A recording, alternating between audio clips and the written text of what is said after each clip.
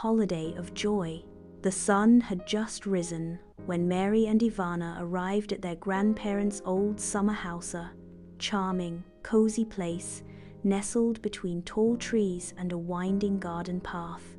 It was quiet, peaceful, and all theirs for the week. No school bells, no morning rush, no packed lunches, just the warm smell of wooden floors, soft light through lace curtains, and the echo of their laughter filling the rooms. "This is going to be the best vacation ever," Ivana said as she dropped her suitcase in the hallway. Mary nodded, her eyes already exploring the rooms. "Just the two of us. Let's do everything we've been dreaming about." The first day, they danced.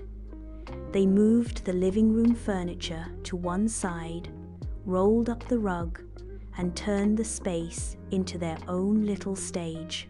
Mary connected her phone to the speaker, and soon music bounced off the walls. The sisters twirled, jumped, and spun with wild energy, creating dance routines and dramatic poses. Ivana tried to leap like a ballerina but landed in a giggling heap. Mary taught her how to count the steps and move in rhythm. 5, 6, 7, 8 spin, Mary called out.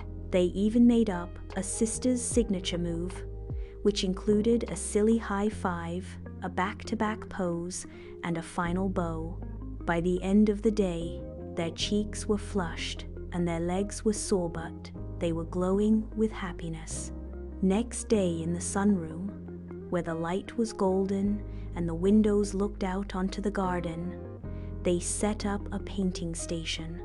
The table was soon covered in cups of water, palettes of paint, brushes of every size, and big sheets of white paper.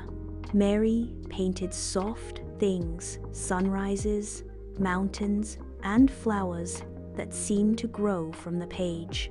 Ivana preferred wild ideas, purple giraffes, flying fish with sunglasses, and colorful, wobbly castles. "Yours looks like a dream," Ivana said, admiring Mary's painting. "And yours looks like a dream I'd love to live in," Mary replied.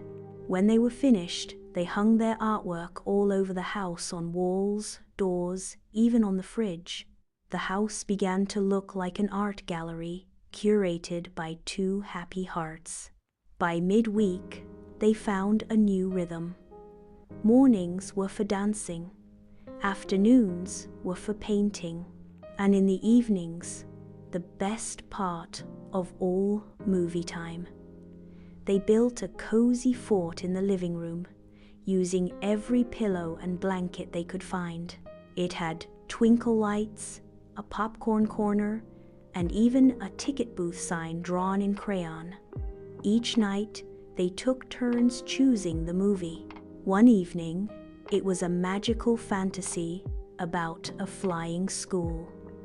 Another night, they watched a comedy and laughed so hard that their bellies hurt.